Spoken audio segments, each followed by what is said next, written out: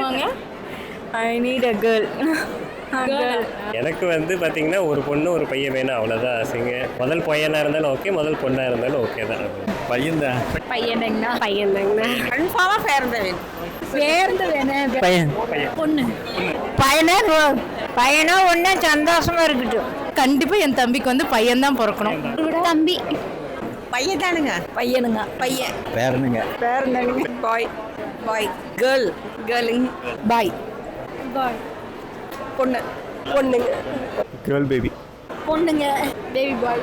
பையன் girl girl. பையன்தான். பொண்ணு தான். பையன் பாய். பாய்.